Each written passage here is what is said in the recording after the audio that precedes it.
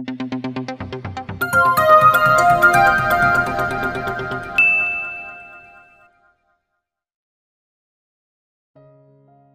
pa ba sapat ang ginawa nitong pagtulak sa kanya, dahilan para masugatan siya? Tumingin si Arabella sa dalawang kamay, na halos mapuno ng sugat, dahil sa mga bubog. Ito ang dapat sa iyong masungit ka. Matapos niyang magluto, ay agad na naghain siya. Hindi na siya umalis sa harap ng amo niya, hanggat hindi nito natitikman ang bago niyang niluto. Dahil maputi ang amo ni Arabella, ay kitang-kita kung paano namula ang mukha nito, nang matikman ang bagong luto niya. Kinagat niya ang loob ng labi, para hindi matawa dahil sa reaksyon nito.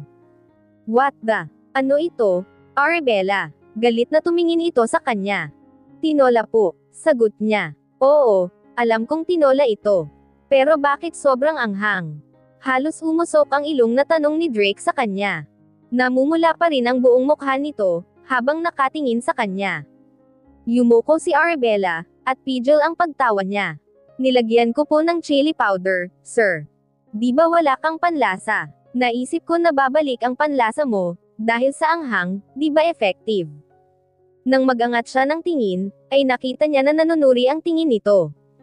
Nananadya ka ba? May duda na tanong ni Drake sa kanya.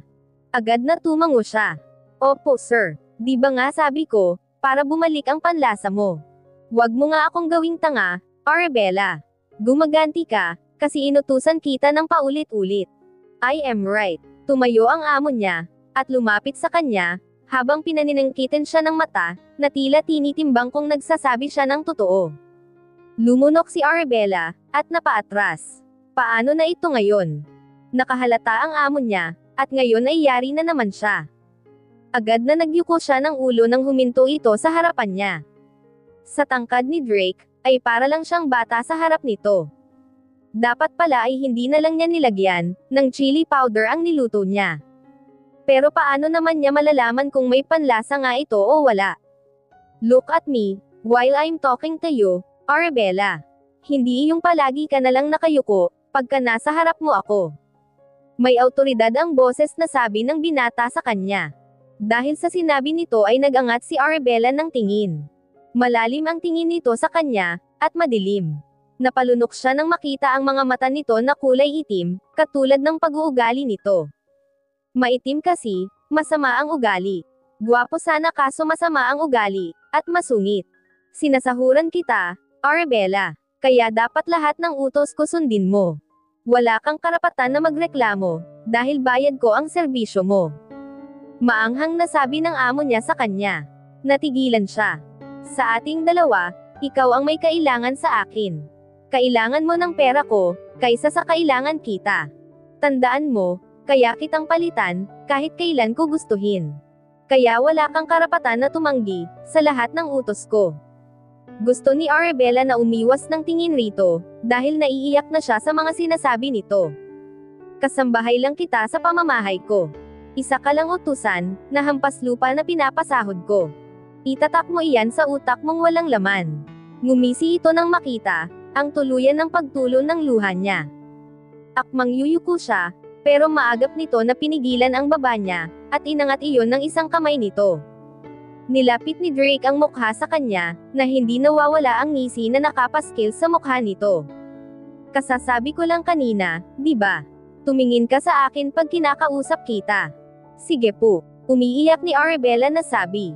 Nanginginig ang kamay niya, na hinawakan ang kamay nito, para alisin sa baba niya. Natigilan ang amo niya, nang makita ang puro sugat niyang mga kamay. Tatandaan ko lahat ng sinabi niyo, sir, tatandaan ko po lahat. Aniya habang patuloy sa pagtulo ang luha niya. Sige po, magtatrabaho na po ako, sir. Magalang na palm niya, kahit na umiiyak pa rin siya.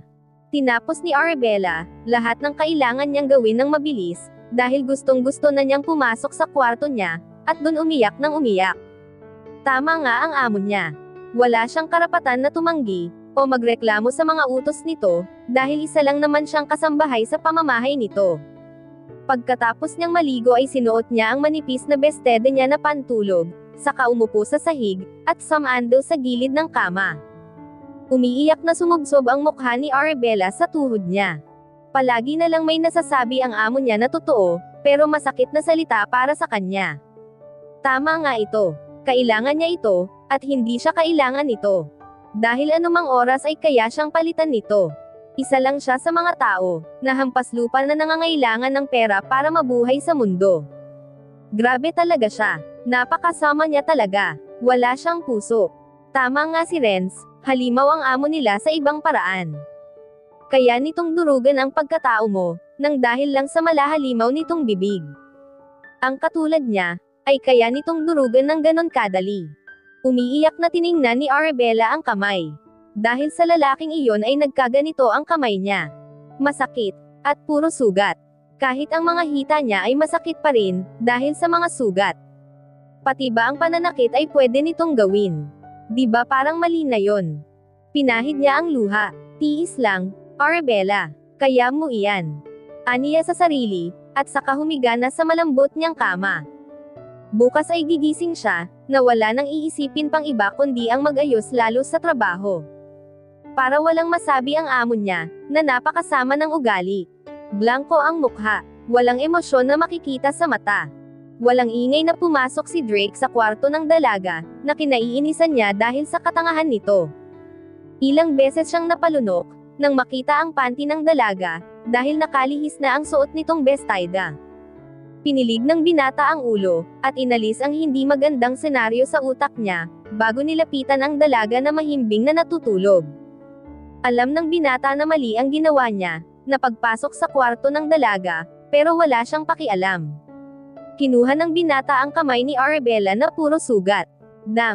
Mahinang napamura ang binata, nang makita na puro sugat ang dalawang kamay ni Arabella, at namamaga. Lumabas si Drake at pumunta ng kusina. Binuksan niya ang cabinet roon, na naglalaman ng mga pang first aid kit. Kumuha siya ng bulak at betadine, saka nilinis ang sugat ng dalaga na natutulog. Sorry po, natigil si Drake, sa pagpahid ng bulak sa kamay ni Arabella. Nananaginip, at nagpapabelang-belang ang ulo ng dalaga, at pinagpapawisan ito. Binaba niya ang bulak at hinawakan ang mukha nito. Mahinang sabi ni Drake. Marahas siya na napalunok, nang matuon ang mata niya sa labi ng dalaga, na mamula-mula. Ani Drake at nagmamadaling umalis sa kwarto ng dalaga. Sobrang saya ni Arabella ngayon, dahil nakabali na siya ng pera kay Miss Flor. Hindi lang iyon, pinayagan pa siya na umuwi nito, para siya na ang maghatid ng pera sa nanay niya. Habang nagbibihis ay tuwang-tuwa siya.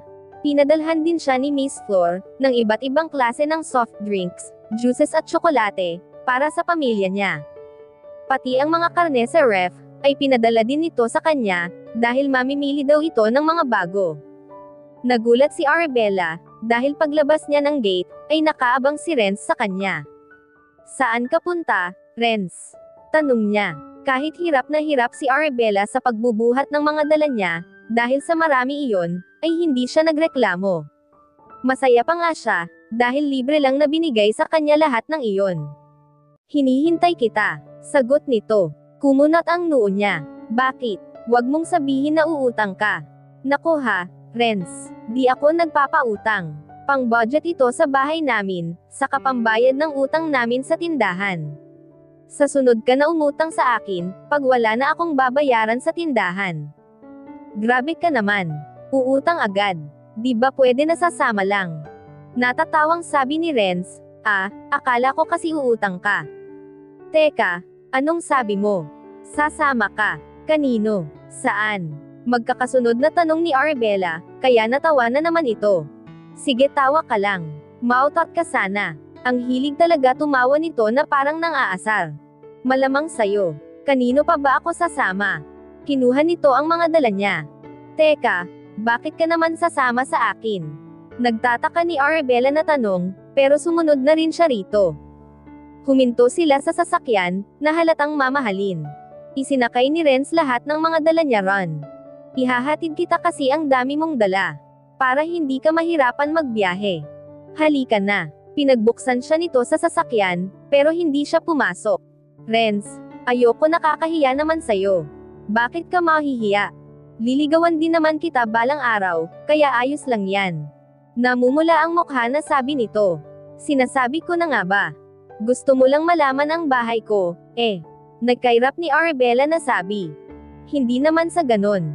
Gusto ko lang kasi masiguro, na ligtas ka na makakauwi. Grabe ka naman sa akin, nagmamagandang loob na nga iyong tao, tapos ganyan ka pa. Natawa si Arabella, dahil parang bata na kanda haba ang nguso nito. Sumakay na siya ng sasakyan, at umikot naman ito para tumabi sa kanya. Napangiwi siya nang mapansin ang kulay ng suot nito. Dilaw na damit, pulang sombrero, pink na short at blue na sapatos.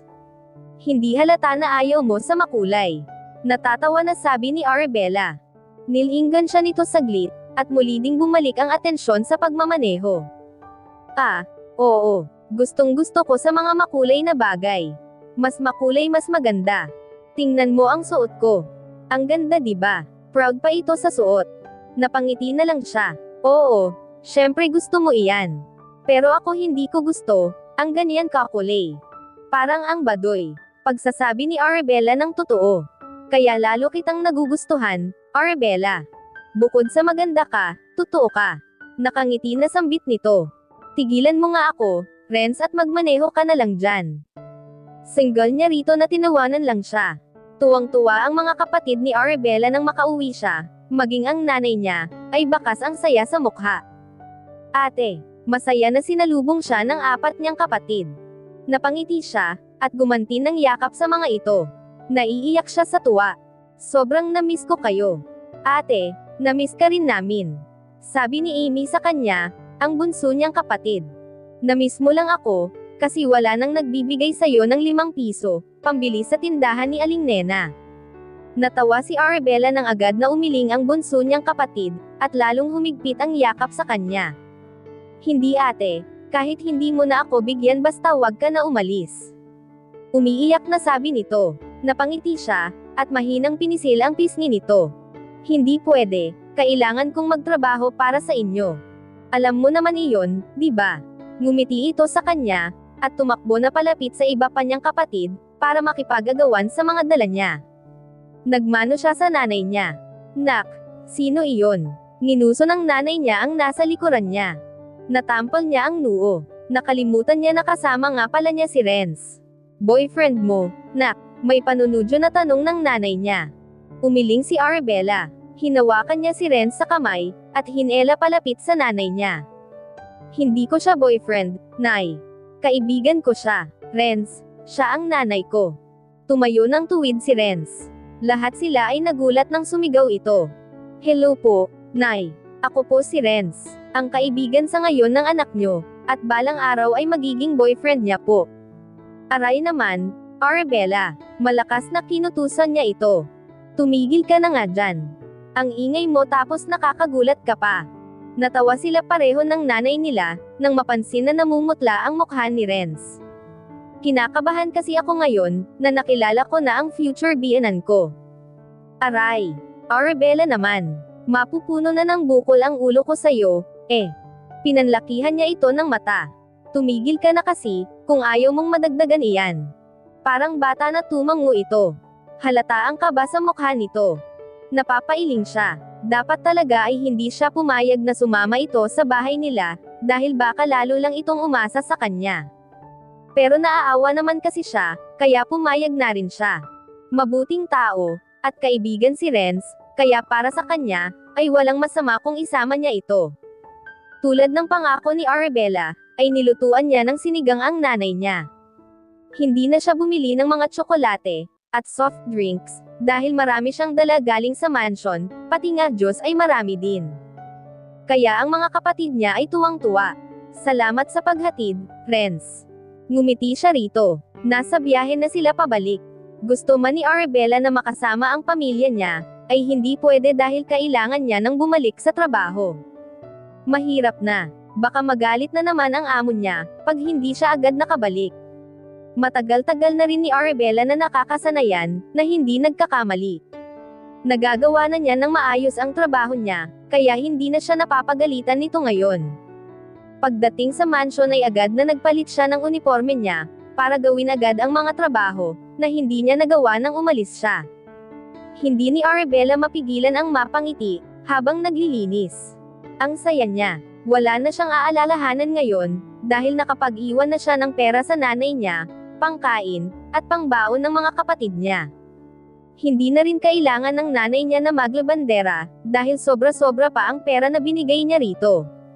Sigurado siya na hindi magugutuman ang pamilya niya, hanggat dito siya nagtatrabaho. Kaya kailangan niya talaga magsipag, at magtiis, dahil malaking pakinabang ito sa pamilya niya. Pagkatapos gawin ang mga trabaho niya, ay nagluto na si Arabella, para sa gabihan ng amo niya, at bago pa matak ang alas 8 ng gabi, ay nakapaghain na siya para rito. Kumunot ang noon niya, nang makarinig ng malakas na pagkabasag ng kung ano. Agad na lumabas siya ng kusina. Nakita ni Arabella ang amo niya, na nakaupo habang may hawak ng baso na may laman na alak. "There you are. Come here, Arabella." Iminuwestro ni Drake ang kamay, para palapitin siya. May nagawa na naman ba siyang mali? Lumunok si Arabella at lumapit sa amo niya. Hindi man niya gusto na lumapit ay sumunod na lang siya. Alam niya kasi na magagalit na naman ito sa kanya, pag hindi siya sumunod. "I thought you'll never come back. But there you are now, standing here in front of me." Halata na lasing ito. Hindi si Arabella sumagot. Nanatili siya na nakatayo lang sa harap nito. Hindi siya sigurado, pero parang dumaan ang takot, at lungkot sa mata ni Drake, saglit lang iyon, at agad din nawala. "I knew it. Hindi ka talaga aalis kasi malaki ang sahod. Kailangan mo ng pera, di ba?"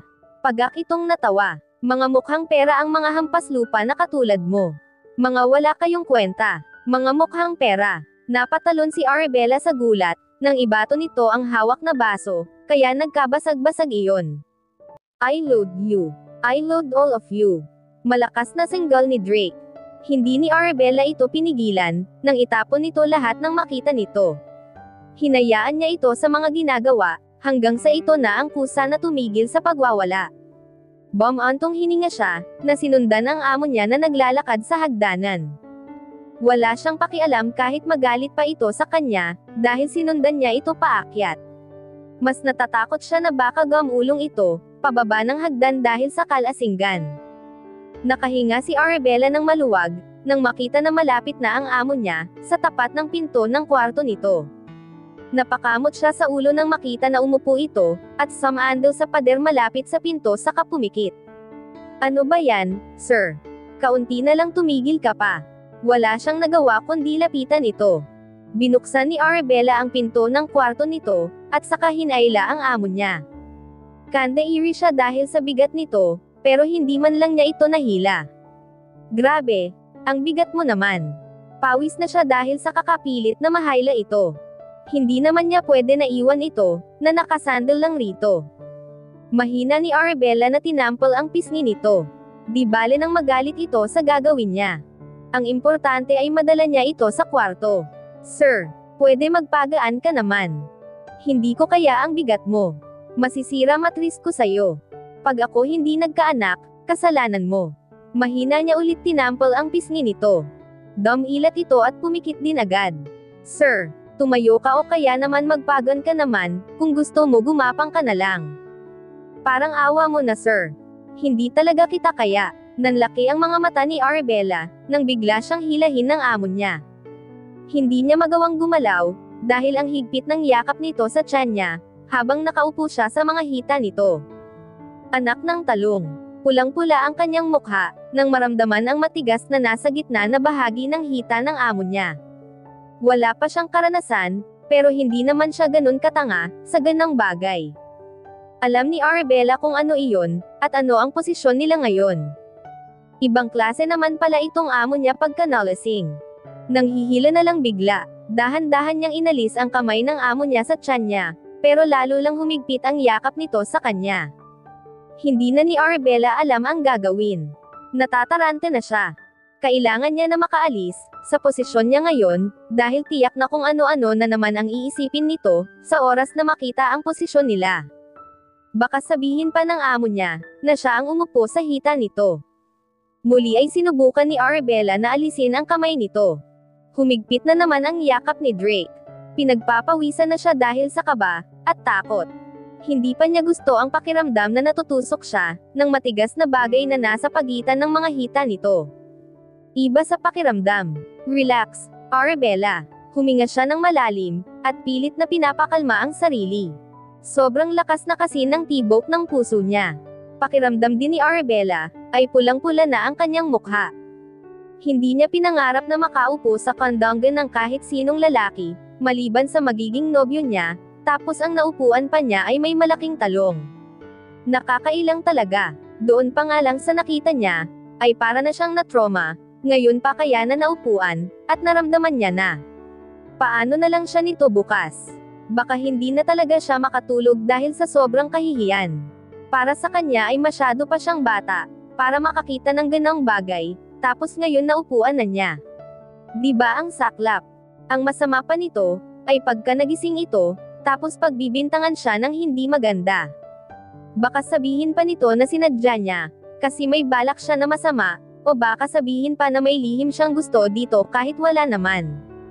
Saka masyadong malayo ang agwat ng edad nito sa kanya. 28 na ito, samantalang 18 lang siya. Nai-imagine pa lang niya ang mga bagay, na baka sabihin nito sa kanya ay napapalunok na siya. Hindi niya gusto na magalit pa ito sa kanya. Muli siyang bumuga ng hangin. Dahan-dahan ni Arabella uli na hinawakan ang kamay nito para alisin. Nanigas ang katawan ng dalaga, nang maramdaman ang mainit na hininga nito sa batok niya. Nakagat niya ang labi, nang magdulot iyon ng kakaibang pakiramdam. Hindi niya maintindihan ang sarili. Bakit biglang uminit? Nanlaki na ang mata ni Arabella nang may maramdaman na mainit sa batok niya, dahil sa takot, at kaba ay hindi na niya nagawa ang dahan-dahan na pag-alis ng kamay nito. Inalis na niya iyon, nang walang ingat pero hindi niya pa rin maalis. Pakawalan mo na ako. Naluluhan niyang pakiusap. Nakahinga siya ng maluwag, nang lumuwag ang pagkakayakap ng amo niya sa kanya. Natamba na rin ito sa pagkakaupo, at saka sa muka. Nagpunas si Arabella ng pawis sa noo. Nakakatakot ka pala kapag nalasing, sir. Aniya bago nilinis ang pinagsukahan nito. Pinilit pera ni Arabella na hilahin ito papasok ng kwarto. Inabot siya ng siyam-siyam bago ito nahila. Tagaktak ang pawis ni Arabella, pakiramdam niya ay naubusan siya ng lakas. Sana lang sa sunod ay hindi na ito magpakalasing. Nakakatakot pala ito malasing. Nang hihila, nasabi ni Arabella sa sarili. At dito na po nagtatapos ang ika-5 kabanata ng ating kwento, at sanay muli niyo po akong samahan sa mga susunod pang kabanata. Maraming salamat.